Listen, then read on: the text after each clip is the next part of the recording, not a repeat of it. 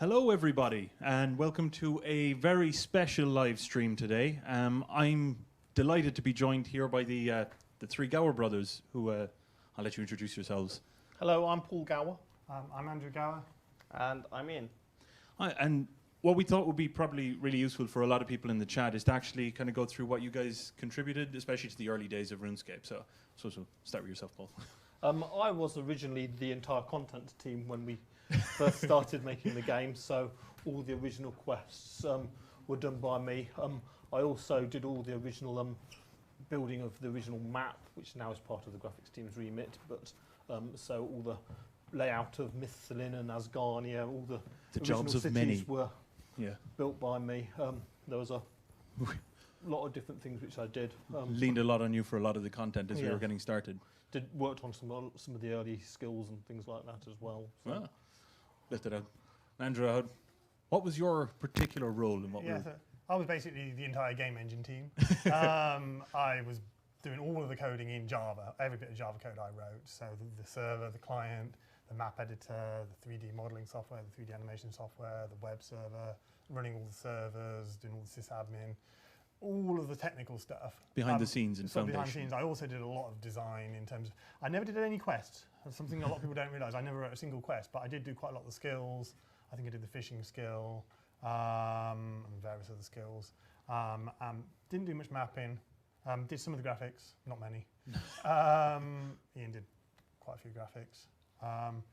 But mostly the technical stuff. Mostly my remit. What I really enjoyed doing was making the engine, making the system that made the game work, and the sort of the core sort of everything that everything else was kind of built up atop of. Yeah, exactly. Yeah.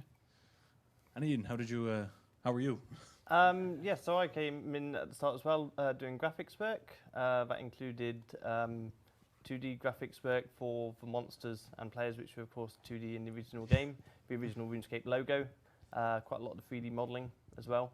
Later on I moved into a content role, but initially at the start it was all the 3D, 2D work. We've got our standard teams of content, tech and graphics sitting on the couch. This is kind of the original spawn point. It's worth mentioning also Ian did the original RuneScape logo and the original Juggex logo. Nice. So I suppose I'll jump straight into it because we have a lot of questions have come through. And remember, if there's anything that you want to ask, throw it into the chat and we'll try and jump to that as well. We have a bunch of people trying to pick out the best things and we'll keep an eye out for them. Well, I've got one here. This is a difficult one. What inspired the original three gods? So that's Saradomin, Zamorak, and Gothics. I mean, when we first made the game, I made a church with a quest with a priest in it, and then I thought I needed to come up with some idea of some sorts of gods to go in the game, and I think it was partially sort of, well, there are three brothers, so we'll make three gods, which could potentially represent us. They don't really, but...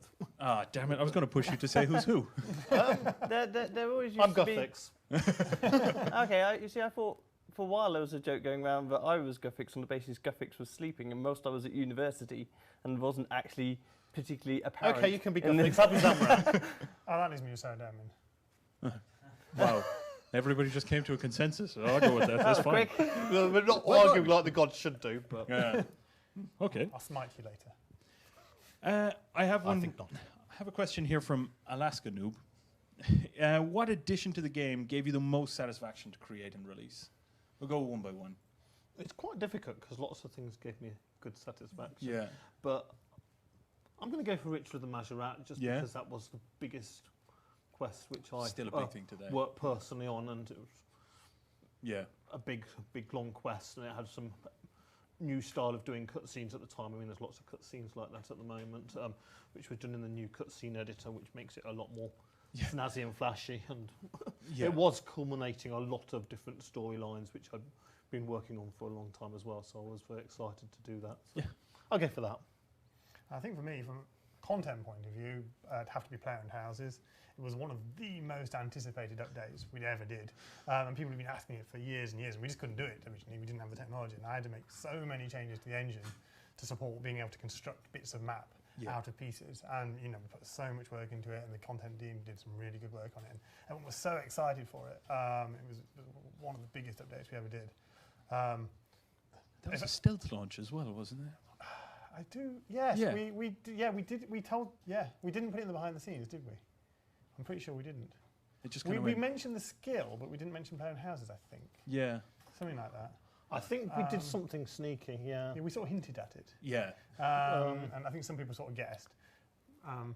Obviously, if I know you asked for one thing, but the other thing was obviously the RuneScape 2 engine launch itself. Yeah. And again, that was because from my point of view, that was a real opportunity to go and fix loads of things that I didn't like about the way the engine was written, about the game. It was a sort of chance to sort of start again and fix everything that I'd felt I'd not got quite right with RuneScape Classics. It was really nice to. I'd add that one to my list as well. Well, just being able to do RuneScape 2. Just be able to fix everything that we didn't feel was right with the game and get it all right and get it all the way we wanted. That was a lot of work for both technically and content-wise. Yeah. It was a huge, massive job, but it was very, very satisfying to pull it off. Yes, well, that was going to be one of my answers. RuneScape 2, obviously. You got backup. We essentially rewrote the entire game from the ground up, so that's a huge update. Yeah, only a small little bit. But then some of the smaller updates, I think, are also really good. One thing I particularly liked, there was a project I'd sort of been working on sort of in between other projects, and we had a gap in the release schedule. And it's like, oh no, we don't have anything to launch this week. So I was like, hey, I've got this thing, we can release this. And that was changes to a whole load of interfaces in the game, so you could actually do the whole make X thing, rather than having to go through and going, I want to smelt an iron bar, I want to smelt an iron bar. You could actually go, I just want to smelt my entire inventory. And that actually went down really well, given it was just a sort of like, quick, we need something to put in the game. It's funny how like some of the smaller little things. It was, yeah. That happened a few times. Yeah. We were trying to do a filler update because we didn't have anything for that week. Yeah. And it was more popular than things we spent, months preparing. So. Suddenly, and then you end up in a place where players can't live without it. They're always a great one to go with. Okay, this one actually grates me as well. I need to know this. I have Iblife here asking, why do we only have 28 inventory spaces? Now that is an interesting question because it's entirely due to what I could fit on the screen. In the actual original RuneScape Classic, the inventory is actually bigger. It's 30. I think it's 30, yeah. And in RuneScape 2, I really wanted to fit the inventory permanently on, the bottom right section permanently on the screen. I wanted the 3D bit to be the same size as it was in RuneScape Classic, and the total size of the screen was determined by the common sort of screen resolutions and amount of sort of browser toolbar that was common at the time, as that was predetermined amount of space. And that was basically all the space I had. I couldn't fit more than 28 in. And I made up for it by making it so when you wore items, they didn't take up space in your inventory anymore, because in RuneScape Classic, they still took up an inventory slot. Yeah, it didn't have a separate inventory screen. It didn't have a separate inventory and equip screen. And I couldn't fit more than 28 in. I was like, people are going to be really unhappy about losing 2 inventory slots. I was like, well, I'll make it so you can wear some stuff. And it sort of cancels it out. Well, it doesn't cancel it out. You got more spaces. Well, you have. But it depends what you're doing. If you're doing something like mining, where you don't really need a lot of equipment. If you want to fit 30 ore in your inventory, then you can't fit 30 ore in your inventory anymore. Exactly. But you can put your pickaxe in your hand slot. So you've only lost one. You only lost one, yeah. We'll take that.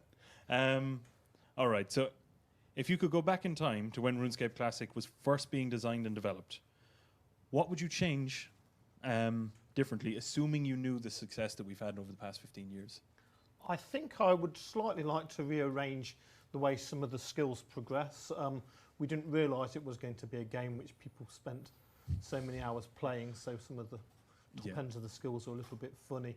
We'd have probably made it as well so that smithing you could be making something relevant to your level as you level up and things like that, which is quite hard to change retrospectively. Shameless plug. We're totally going to try and do that in 2016. So it's only been 15 years in the making, but we'll finally get around to that. We're finally getting around to that one, but yeah, a lot of the skills were just a bit thrown together, or you sort of expected people to get up to about level 70 and then they'd have burnt out. So we made them so they they just keep going. They just kept going. And from my point of view, I mean, a lot of the stuff we already fixed when we did RuneScape 2 and in the subsequent, a huge amount of things that I was able to fix. It was the things that was so deeply ingrained into the game that you couldn't really change them. And the thing that I never sort of nailed, and I think I could do a much better job of it now, was the sort of early game experience. In particular, I sort of always felt it was a bit of a shame that the game sort of tried to teach you tons and tons and tons of concepts in like a 30-minute tutorial, and then it just dropped you in it. And if I was doing it, and it's not something you can sort of retrofit very easily, but if I was doing it from scratch, I'd make the game unlock much more gradually. You'd start off with only a few skills, and then you'd do a quest, and you'd get another skill, and then obviously we did that with the subsequent skills, but I would start you with a lot less stuff, and then make the game sort of expand out over the course of maybe sort of 20, 30 hours. So you got a real nice feeling of progression at the start of the game, and you weren't just dumped in right at the deep end with tons and tons and tons of stuff to do. You could probably lay out the map a little bit And I'd lay better. out the map very differently, and make it, also try and introduce the story earlier, try and get some of these big, long story arcs that are quite key to the game, try and introduce little seeds and hints of those earlier on as well. It's very difficult to retrofit But those it's things. very It's a hard lot to hard to retrofit. But obviously the question is, what would you change if you could go back in Yeah. time? Yeah, so yeah, so we're not talking about what you can retrofit. Anything you can retrofit, we did retrofit. Yeah, if that's you true. see what I mean. Anything you want to change? I mean, one thing we did discuss at one point was sometimes because the XP is given at the end of a sequence of actions, some of the skills become quite buyable.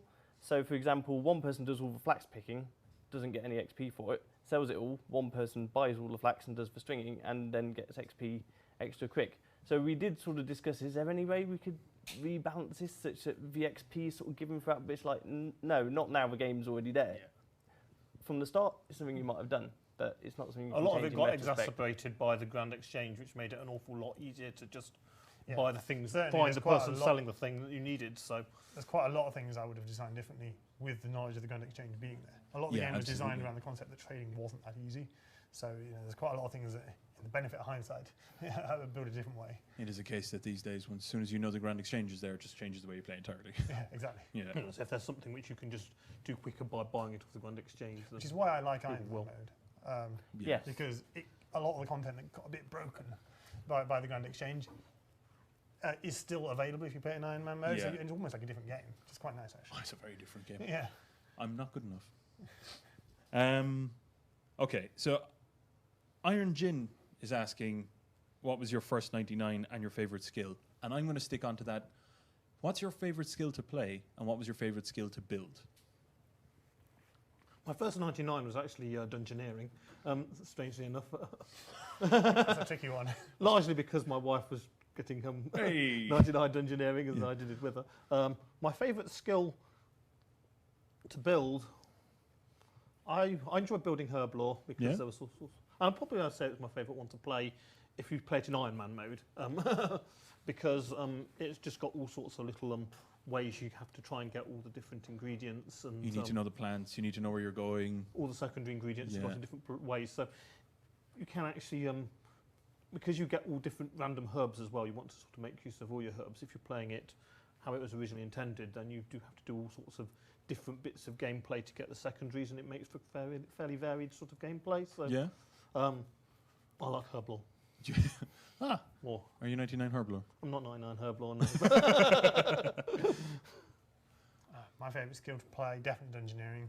I just like the fact that it utilises all the other skills in the game and you get to do a little bit of everything. I was never one for sort of playing sort of super efficiently. I know it's very in fashion to sort of no XP waste and all that, Yeah. but I was never like that. I was always like, I do a bit of this skill and a bit of that skill. So I love Dungeoneering because it let me sort of mix and match and get all sorts of different aspects of gameplay in. In terms of skills to make, I mean, I made all sort of really early ones. I mean, combat probably, the sort Just raw combat. the melee. Yeah. I enjoyed doing the regional combat system and making all that work. Having fun with it. So yeah, again, my favourite skill to actually play is going to be Dungeoneering, just because it gets you doing all those different activities. Although to be honest, I don't do a huge amount of Dungeoneering because I've always played RuneScape as a sort of on the side sort of game, so I'll do it whilst I'm doing something else. Yeah. So in that regard, my highest skills are things like wood cutting, because it's kind of like, well, I can click a tree and then I can sort of go and work on Yeah. something else a bit and then come back and click a tree when it's finished. I know the I feeling. did quite like that, yeah. In terms of developing, I mean, there's only really one answer for that for me, because the skill I sort of developed right from the very beginning myself was the hunter skill. And it was also quite fun to develop because we tried to make it a bit more varied than the existing skills, rather than just sort of click on location and then leave it.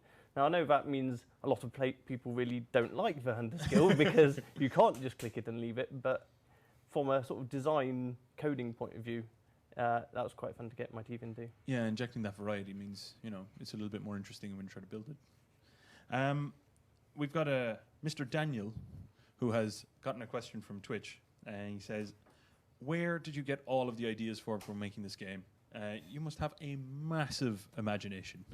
all the ideas. I mean, we get them from all over the place to an extent. As many sources as possible, to be honest. A lot of them come from in my head, I like to think, but they may have had influences from all sorts of games I've played or TV programs. What did you find were your influences at the very early days? I mean, it was definitely computer games and board games. Yeah. And it sort of took a little bit out of, tons and tons of games. I thought, for example, Secret Monkey Island, I liked point and click graphical adventures. That was quite inspirational in terms of how we design the quests. How we did the quests. The quests are very heavy. click. The whole way the interface worked was quite sort of, the fact that it's a point and click MMO as opposed to a WASD MMO is because I liked point and click. Yeah. Adventure games.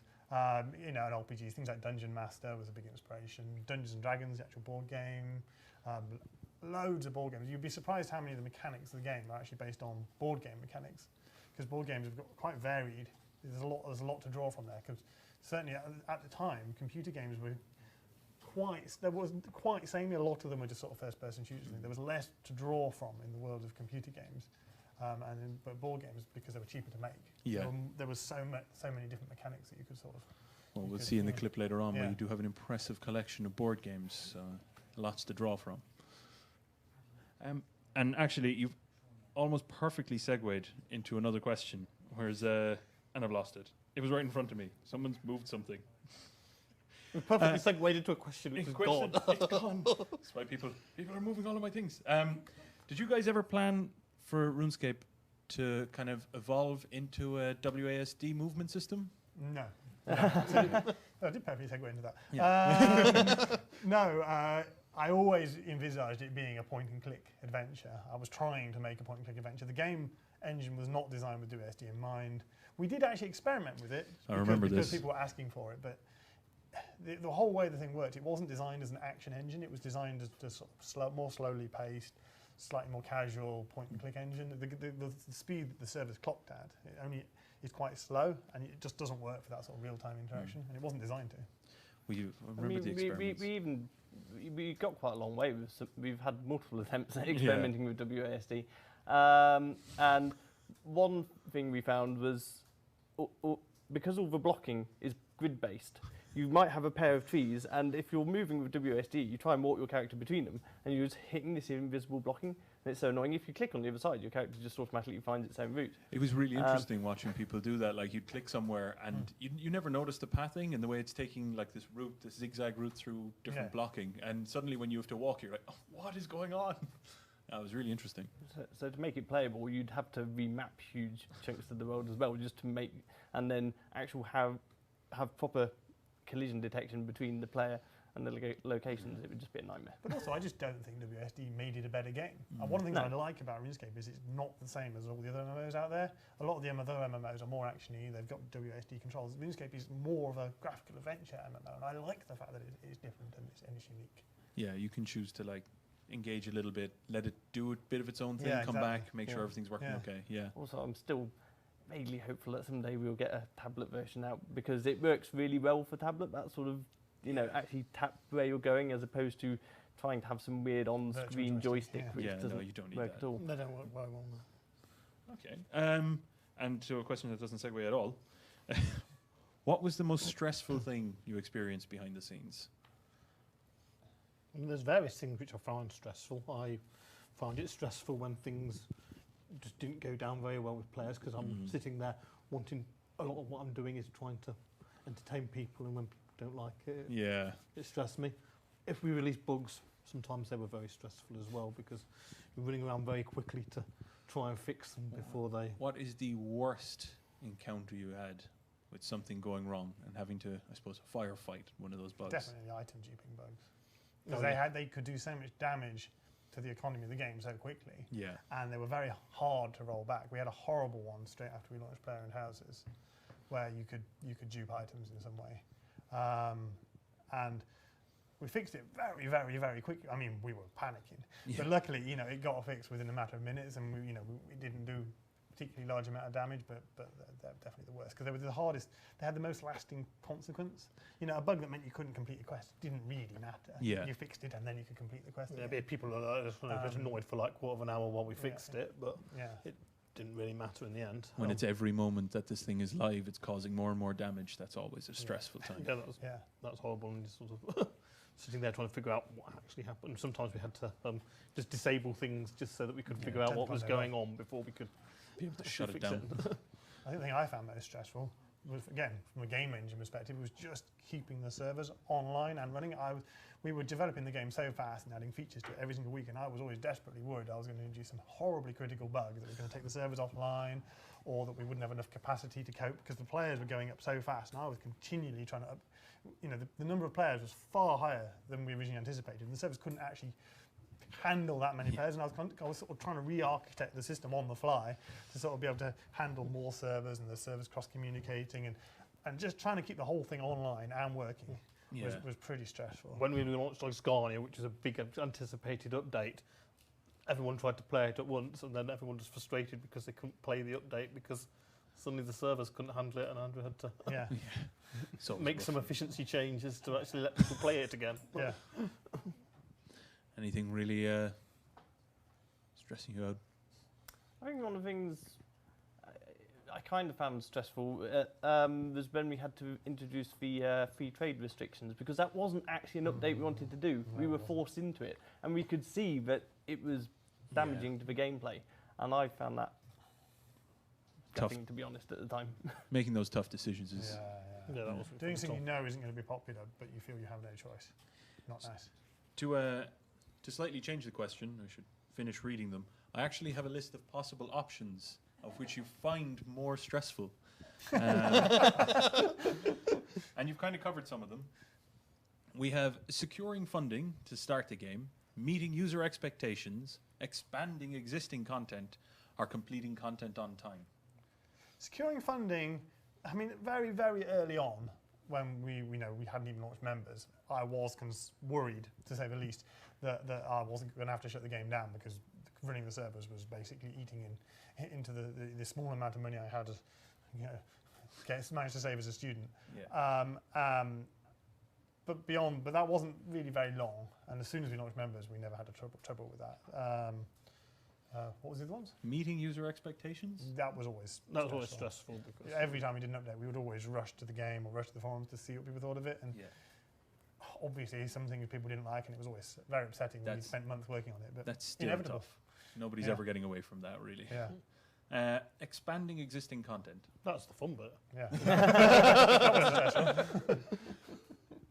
Keep completing content on time, filling that weekly release schedule. Sometimes that was stressful if you were not managing to hit your targets. If you were hitting it, then it was fine. But sometimes Depends how long the backlog was. so Sometimes the backlog got right down to the wire, and there was no backlog left. Sometimes we had like the next 4 weeks covered. Yeah. and sometimes we sort of did promise something at a specific time, and then found that we couldn't deliver it, and then obviously you've got players sitting saying that you break your promise. You said that you couldn't do that, and it's like we're going as quick as we can, and feeling stressed. We can't do it. It is tough to keep. There on were top. times where I was very stressed about not managing to do that. Okay, so we've gone over the terrible times.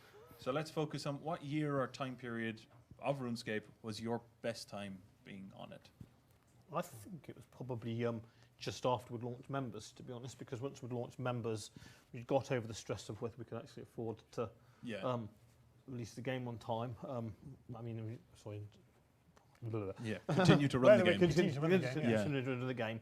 And the game was growing in popularity very quickly, and it was also quite fun because I generally did enjoy the game, working on it when It's it was exciting times, right? Yeah, when it's small and just starting out. Everything you did to the game made a big impact at that point, because the game was quite small. Yeah. I think my favourite time was just after the launch of RuneScape 2, because I just got the tech to the point where it actually worked, it actually scaled, it could actually keep up with the number. Because prior to the launch of members, we were financially fine, but technologically, I was really struggling to keep up with the number of players. I was having trouble with my servers crashing, all sorts of problems. With RuneScape 2, the growth got even faster, but the technology was expecting it at that point, and it was in place. And I'd say sort of 2004 to 2007, really golden era for me. Really fast growth,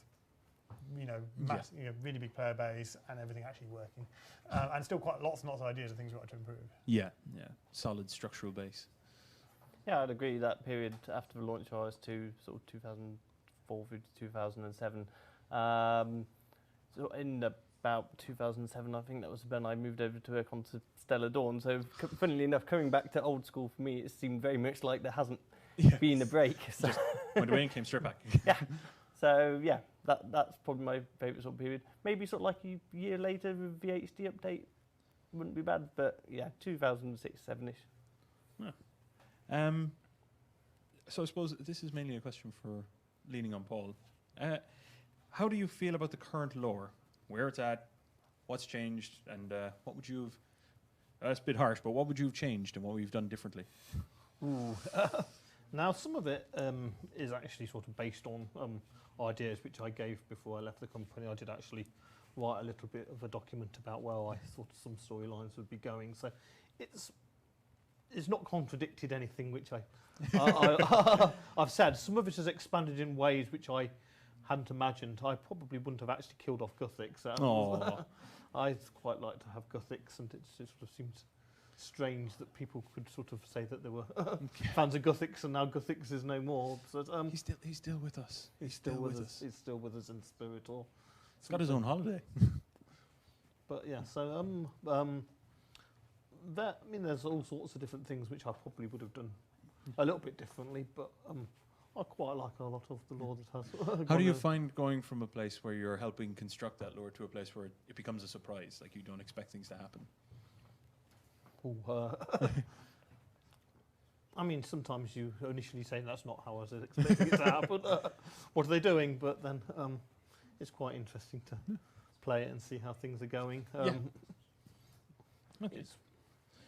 Actually, and that kind of, I've only a small set of questions. I have more for us to come back to, but what we're going to do is start moving on to Mod Campbell here, who's going to join us on the couch. How's it going? Hey. Hello. Hello. How's it going? You right, guys? So Mod Campbell is the editor and the everything for our new documentary coming out about the 15 years of RuneScape. I'll let you introduce it. Yeah. So we've got the RuneScape documentary is. Well, I don't want to ruin. I don't want to answer your questions for you. I'll tell you what, I will alter what I've got here based on what you say. Okay. Like prose.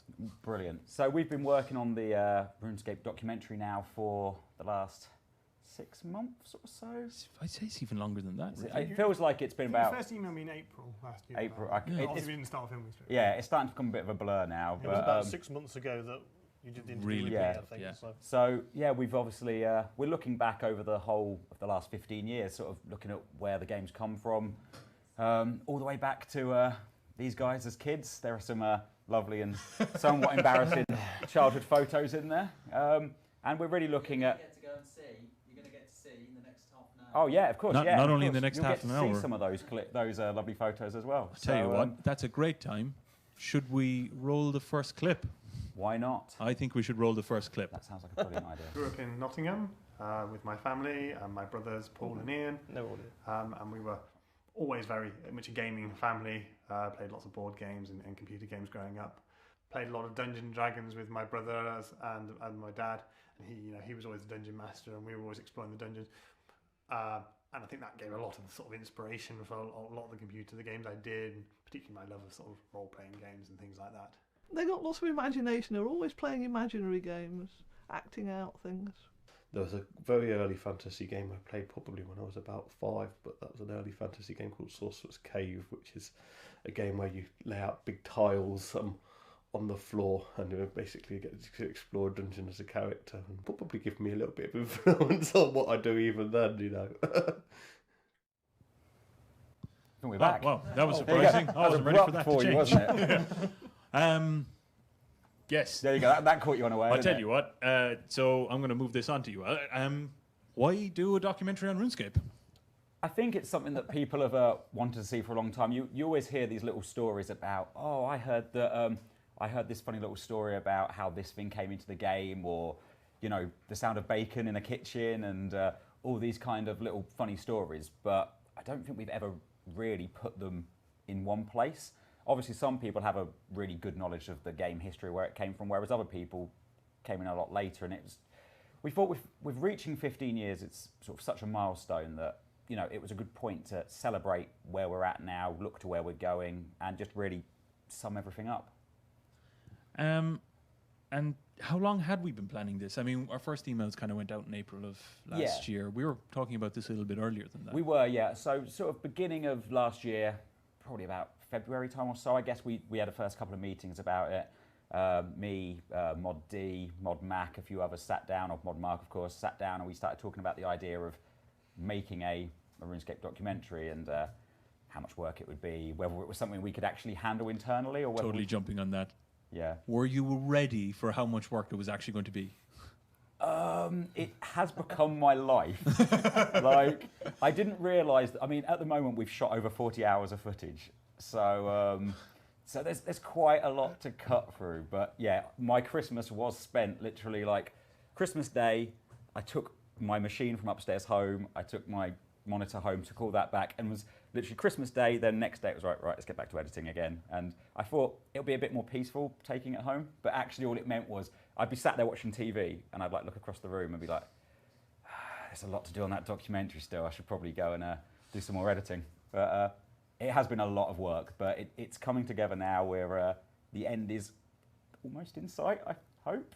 How many people have been involved so far? How many people have we interviewed? And well, altogether. How many people have you interviewed? How many people are involved behind the scenes? And I have another question about someone specific.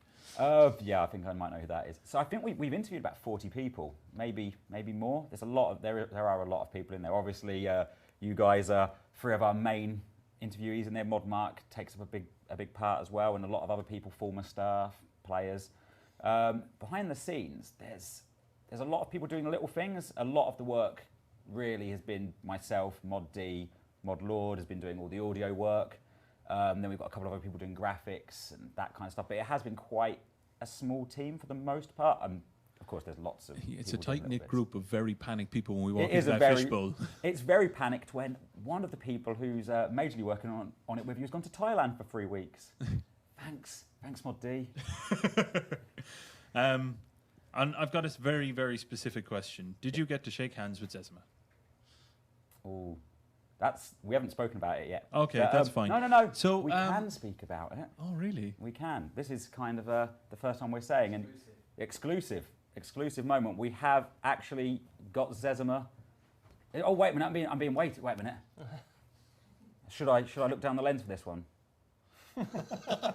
Dramatic moment. We have ESMA in the documentary, and he trolled me when I was arranging going to meet him. Brilliant. I got an email, so we were trying to sort out going to interview him and where and when. We went over to America to shoot this interview a couple of months ago, and woke up one morning to an email that said, yeah, you can come round and interview me from like 11:30. Just got to pop out and buy some bananas. And I was like, even ESMA is taking the bananas.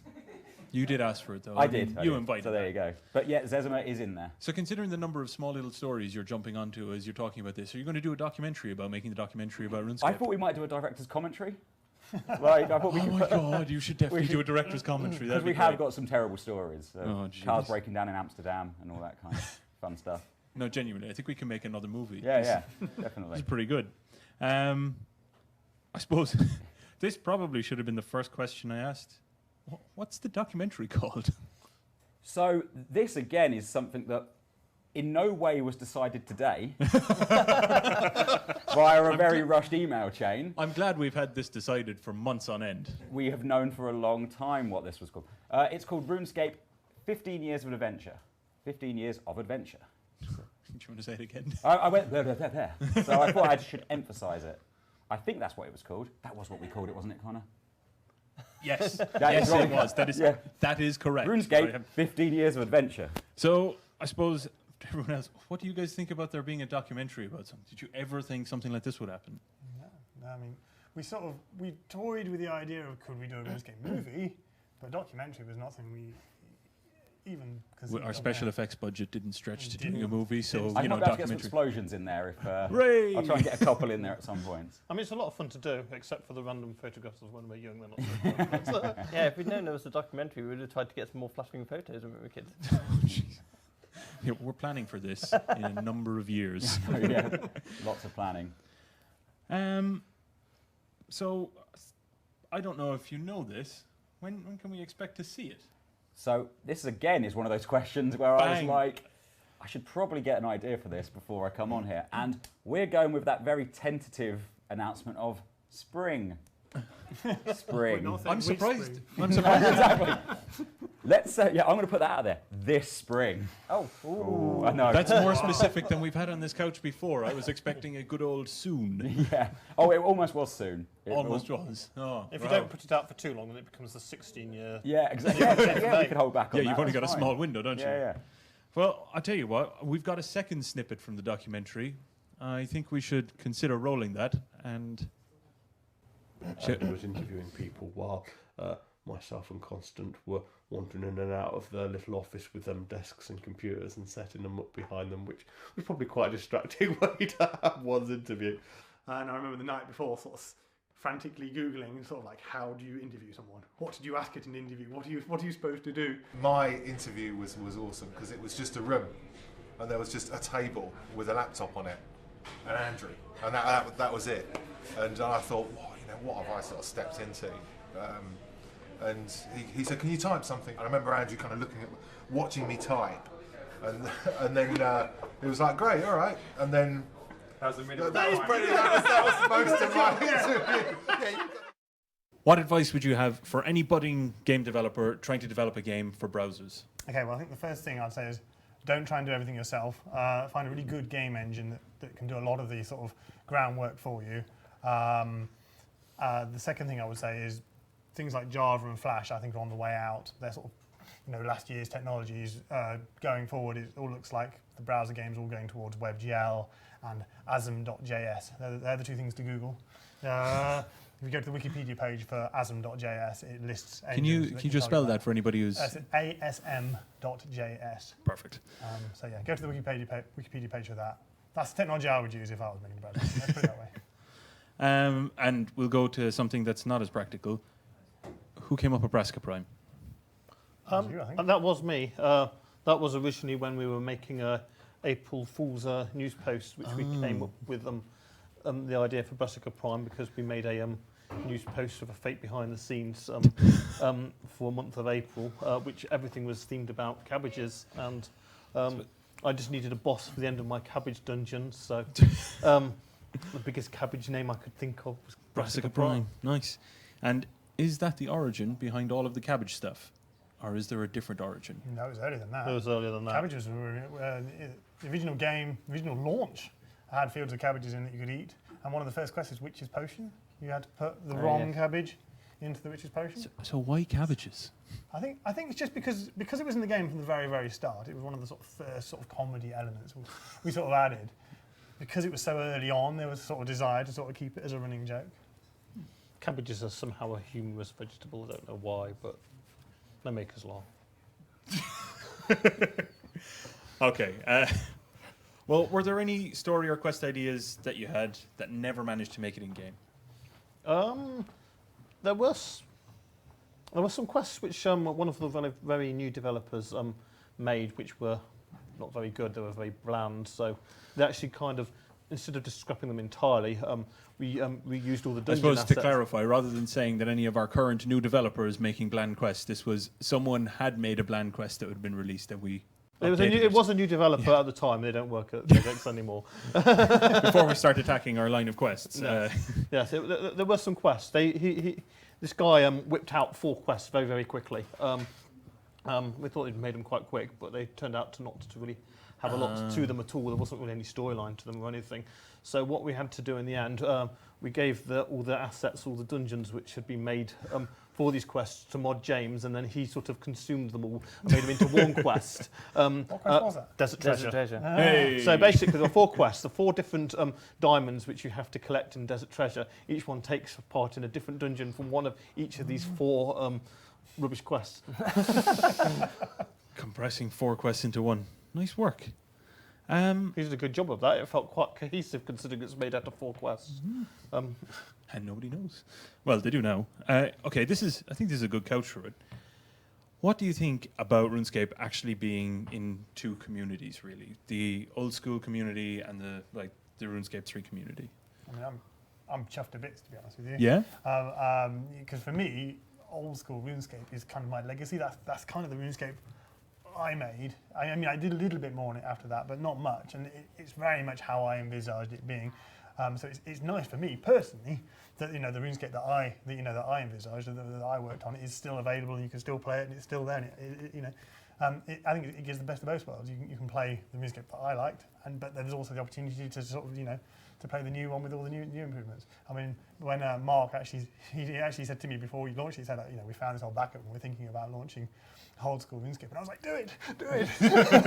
Yeah, I find it quite flattering. The cut-off point is round about when I sort of stepped back from being sort of the lead designer, basically, and I was getting a little bit sort of stressed by various things, partially because we're having to do the removal of the wilderness and stuff. Yeah. So I thought I just want to go back to making quests. It was definitely a tough time around then. So up to that point, it's kind of the RuneScape content where I was in charge of it, pretty much. So. Yeah, again, I've said that's about the time I moved over to Stellar Dawn, so old school seems very familiar to me. But I also quite like, now that it's split in two, it gives each game the opportunity to sort of develop in its own way. I mean, it probably has allowed RS3 to sort of be bolder with its updates, with some of the bigger storylines, which you might not have done if you were concerned about. We can cater, like you said, you're unsure about like the death of Gothics, so we can take that storyline and go in that direction. But if you're looking for that nostalgia and that, the game as you envisaged it, you still have old school for that. So like they're catering to different groups. I mean, it's nice to have a new game which can try and keep up a little bit with modern technologies and not look quite so dated for newer players who are looking for a browser game. So. Yeah. So I don't know if this was just added. Yeah. So the game has a lot of behind-the-scenes, real-life occurrences for some of the updates, like the sandwich lady making its way through to random events. What were some funny quest-like features or other random things that came about this way? Stankers? Yeah, there's a few people who are very approximate. Versions of people we know. Versions of people we knew. You probably know, there's not actually people who worked at Jagex generally. There's a lot of no characters. names, all fictitious. Any resemblance is purely coincidental. Exactly. And that out of the way. Exactly, A lot of them are named after people who are my friends in real life. A lot of the shopkeepers especially are actually people who I went to university with or played Magic the Gathering with and things like that. I see. Just give the ideas of... is there a lot else? Any other? A few bits of content that's not based in real life that people think are. Yeah. For example, we did not have a cat called Bob the Cat. I'm sorry to break it to you. Yeah. So a lot of people think we did. Are you sure? You didn't just wipe your minds? Yes. The Varrock Museum is actually modelled after the Fitzwilliam Museum in Cambridge, so it's got the same front to It it. would look familiar. So I have, following on from museums and all of the old content, jeez, this is fairly laboured. We do have the Gower quest, and we have the designer who will be working on the Gower quest about to join us. So, do you care to join us and introduce yourself? Hi. I don't think I've been on one of these before. Yeah. I've sat on this couch, but no one could see me because we were doing a podcast. I'm not Jack. I'm a designer. It's a bit unfair to call me the designer on Gower quest. That is true. It has quite a lot of developers and designers, including these three here. Yeah. But yeah, I'm sort of in charge of the design. You're representing our development team who are working on. We couldn't get Mod Days in because he looks too much like Andrew, and people were worried that they wouldn't be able to tell the difference between the two. It is a bit scary. After this, go up and have a chat. When he started, it was he looks just like Andrew, and then when you left, and then now you're back, everyone's like, he looks just like Kev. So Jack, you took your badge off. Oh. No, I've lost it somewhere. Oh yes, it's on my hoodie, which I took off because it's boiling hot in here. Gone. It is quite warm in here. It said world's best 70-year-old. Yes, and it is true. Happy birthday. So I thought we'd just kind of run through, and a good introduction is, where did the idea for the quest come from with absolutely no details about what the quest is? The idea of what happens in the quest, rather than why we're doing a Gower, because we're doing a Gower quest because it's awesome, we are doing right? a Gower quest, yeah. And because of the 15-year anniversary, and what else would we do? The idea for the quest itself, I believe, came from you guys. We had a big meeting with Mod Osborne. Well, first of all, we emailed a few ideas across. Bizarrely, me and Paul had vaguely similar ideas completely independently, which was a bit strange. And then we had a brainstorming meeting here, didn't we? We all came down. Where we came and fleshed out various ideas and through various elements which we wanted in the quest into the pot, and it was. turn I mean, it into something cohesive. I think you'd intended it as a sort of list of concepts, but actually there was a fairly coherent quest concept in there. We had a list of sort of concepts that we wanted to. Yeah. Well, we thought would be nice. We didn't mean mind, but we thought it would be nice to get into the quest. We didn't have any massive idea how they exactly fitted together. But well, we had some ideas of the overall story as well, which some of which we'd very came rough up with in our outline. emails and this stuff which we had in the was only meeting. like, a couple of hours long, so we just got a very rough outline of how the quest was going to work. Yeah. Got a good kind of like, it's a backbone of the quest and some of the key beats, and we'll flesh them out as we go along. Yeah. So with that in mind, do you want to share any teasers? Well, I'm not going to tell you to or ask you to. Yeah, so specifics. we can't tell you anything about what happens in the quest itself, but at the start of the quest, the Gower brothers are living on the Gower farm. So we're actually turning up in the game, Yeah. not as gods this time. So there's going to be not as gods. There's going to be NPCs. Someone asked me earlier, are they NPCs in the world? Are they them put into the world? To try and be ambiguous about it as much as possible, I think. I think that's a good call. But you guys are cabbage mancers living on a cabbage farm. And the tragedy is that the cabbages aren't growing in the cabbage patches. So we're coming back to this cabbage theme again. Yeah, I mean, well, that brainstorm, it was almost terrifying. The amount it was of just all cabbage cabbages all the time. Yeah, yeah. I wasn't like ready cabbages. for that. And so this quest will feature cabbages very heavily. It definitely has a couple of themes. The list of rewards hasn't been finalised yet, but at the moment the list of the rewards is just the word cabbage with everything we can possibly put on the end. We just had a word generator to name all of the things. And so how much involvement do you guys feel you've had in the quest and will be having, I guess? Yeah, I mean, I don't want to take too much credit away from the content team because obviously they have done the bulk of the work. I don't want to sort of sit there and say, I've made this great quest when I've only, helped it a sort of design phase. But, we've done the sort of overarching sort of concept and, seen the design and given some comments on it and put our own sort of, slant on it. But I don't want to take too much away from the content team because they have done a lot of the design and all the coding and everything. I've still got my full-time job, so it's not like it's not like we put a huge amount of time into this. There's various points in the development where we'll come in and say yes, this seems to match what we wanted, and give feedback at various points. We revised something this morning. I can't say what it is because it's a total spoiler, but a piece of feedback you gave us, we integrated into the design this morning, and we've changed. That's good then. We've changed how everything works because of that. Oh, okay. I'll be interested to hear about that. I'll tell you afterwards. I had some interesting ideas, I felt. We're catching up in a few minutes. So generally, I was going to say, are you happy with how it's looking at the moment? But I know it looks like nothing at the moment. So yes, we don't have any art, unfortunately, for it, so we can't show you any pictures. At the moment, it looks like a lot of placeholder items and some things. We were having a meeting about it this morning, and I said to the others, so it's the main people who are going to be working on it as well are Mod Days, Mod Mohawk, and Mod Krista. And we were having a meeting this morning because Days had a problem. He didn't think that there was enough drama. And I said, I'm worried this is getting a bit too serious. And they all just laughed at me. And then by the end of the meeting, we were all just in stitches. Going, yeah, this is going to be amazing. I thought you got a prototype of one of the puzzles sort of made or something. No, he was playing around with how the interface mechanics are going to work. So it's not ready to play yet. No, I don't think so. Okay, I was looking forward to looking at that. It is a prototype and it's a thing that moves and it is a puzzle. So okay, is that okay? Like I've seen a thing. Right. And there is some stuff. Oh, well, let's take you up. I'm trying to not be too specific. Yeah, no, we can't say what it is. Yeah. There's a puzzle in the quest. Damn it, giving everything away now. Possibly a cabbage. Will it be a members quest? No, that was very strict on your list of requirements, I believe. Must be a free quest. Although we're really running out of room in the free game. Have we specified any requirements for any of this? We haven't. If it does have requirements, they'll be very low. We might very need low some level of the newbie requirements. quests or something. Potentially, yeah, but we're not worrying too much about quest continuity or anything like that. Get through the tutorial just so you know you can do things. Maybe, yeah. Well, you have to be gone through the tutorial to actually get into the world, so that's fine. I'm iffy asking this question. When can we expect to play this quest? Oh well, you tell me. Tell me? I was told to say maybe sometime around the middle of the year. Maybe sometime around the middle of the year, possibly. We think maybe. Maybe, yeah. No commitment. Right. Geez, we're getting really specific on all of the things here. But this year. Are you expecting? So this is the second thing that we've come onto this couch and said this will happen in this Definitely year. happen I think in it's this meant year. to be a 15th anniversary It quest. is, yes. So if it doesn't it'll happen be this It'll year... be a 16th anniversary quest otherwise. I guarantee it'll come out this year.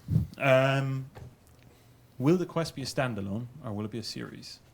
At the moment, we have no plans for a sequel, but if it turns out to be awesome and everyone really likes it and wants to see more, then we can stick in. I don't see why we can't think about doing that. Yeah. There's no Followed up by major cliffhangers at the end of it or anything. It's not. No, it's not a. It's not woven into the plot. Part of what we're going for is, I mean, we're happy with the direction that we're taking the story of RuneScape, but some players who prefer the older, quirkier, less serious style of quests, that's exactly what we're trying to go for in this quest. Quite So, it's yeah, not, exactly. Yeah. Don't go into this expecting some big sort of Majorat sort of plot advancement or something like that. But Yeah. No, I think the idea of the bottle quests, we're trying to do more of them in the future anyway. And this is an absolutely perfect example of what we want to try and do. If it builds into something else, then we'll see where the future takes us. Yeah. Is there anything else you feel I've missed? I mean, we've been incredibly vague. We're trying to get as doing a many quest. references in as possible. I mean, the first thing we did when we sat down was just go around the team and go, what should we talk about? And then just have a massive, massive list of everything we want to include, mostly cabbages. That squirrels. wasn't far off the brainstorm. It was just a wall of references. My favourite is Crunchy and Tim, who are the man and the skeleton who used to sit together in chairs in all the RuneScape screens and promotional Lots things. of things which used to be in RuneScape in some sort of fashion get. They're going in as characters if I can get them in. That's what I want. We'll see what we can do. So I think that pretty much covers what we can say about the quest right now. Yeah, I mean, there will be more. We will do streams as we come along. But right now, I think that covers it. So I've been warned and screamed, shouted at, and I should definitely say this, that we have a callback to the past, and we will have RuneScape Classic reopening again next Monday. So that should be very exciting to try and see, let people who haven't seen it see what it was like back in the day. And those people who've missed it and want a bit of nostalgia, it's a great chance to go and check it out.